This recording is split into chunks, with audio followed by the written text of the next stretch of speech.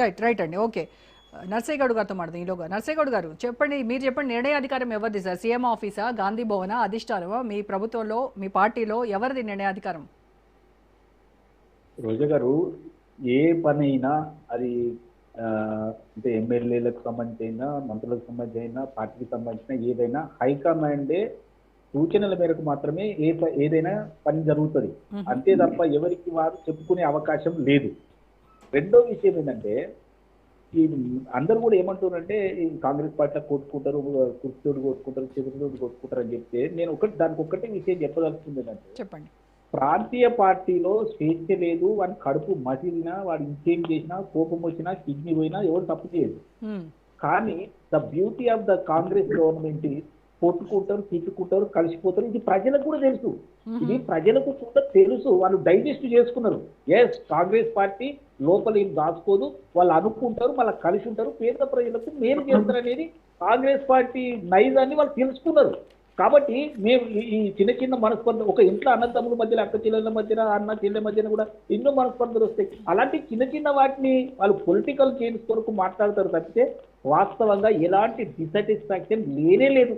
అనుకుంటారు, నేనే చెప్తున్నా, అనుకుంటారు. అనుకోకపోతే మీరు అనుకోవాలి, అరే వీళ్ళు ఏమనుకుంటలేరు. మీరు ఈ మాత్రం మినిమం అనేది కంపల్సరీ ఉంటాయి. ఏ పార్టీలో ఉన్నా, ఒక ప్రాంతీయ పార్టీలో మాత్రం ఉండే అవకాశాలు లేవు. ఎందుకంటే సింగిల్ వ్యక్తి అథారిటీ ఉంటుంది కాబట్టి. అందుకే నేను ఇప్పటిదాకా అన్న మాట ఏంటంటే, ఆ పార్టీలో కూడా కుటుంబ సభ్యులు బయటకు వచ్చి విమర్శలు చేసుకుంటారని నేను అందుకే అన్నా. ఇప్పుడు జాతీయ పార్టీలో బీజేపీ ఉందండి. బీజేపీలో ఏం చేస్తారు? ఇది ఏక వ్యక్తి పార్టీ కాదని మాత్రం పైకి చెప్తారు. కానీ ప్రతిదీ కూడా ఆ పైన ఉన్న వ్యక్తి చెప్తారు. ఆ ఆర్ఎస్ఎస్ వాళ్ళు వెనుక ఉంటారు. మీరు ఇంకా మంచి ఉదాహరణ చెప్పాలంటే, ప్రతి రాష్ట్రంలో ఒక ఆర్ఎస్ఎస్ ప్రముఖుడు ఉంటాడండి.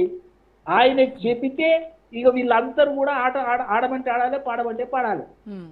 మరి ఇది ఎట్లా ఉన్నదండి? Remote control. RSS remote control అండి.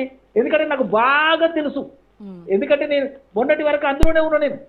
కాబట్టి వారు ఏది చెప్తే అది చేయాలి. ఇప్పుడు తెర మీద అంటే డైరెక్టర్స్ అన్నట్టు వాళ్ళు, వీళ్ళేమో పాత్రధారులు. ఇప్పుడు కిషన్ రెడ్డి కానీ, లక్ష్మణ్ కానీ, మిగతా ఎవరన్నా కానీ ఏం చేయాలనేది అక్కడ డిసైడ్ అవుతుంది. వాళ్ళు బయటకు వచ్చి మాట్లాడతారు, లేకపోతే తప్పులు లేదు. అంటే ఆర్ఎస్ఎస్ డిసైడ్ చేస్తోంది 100%. రోజా గారు 100కు 100%. ఆర్ఎస్ఎస్ అంటే ఇప్పుడు మోదీ విదేశాలకు వెళ్ళింది కూడా ఆర్ఎస్ఎస్ డిసైడ్ చేస్తేనే వెళ్ళారు.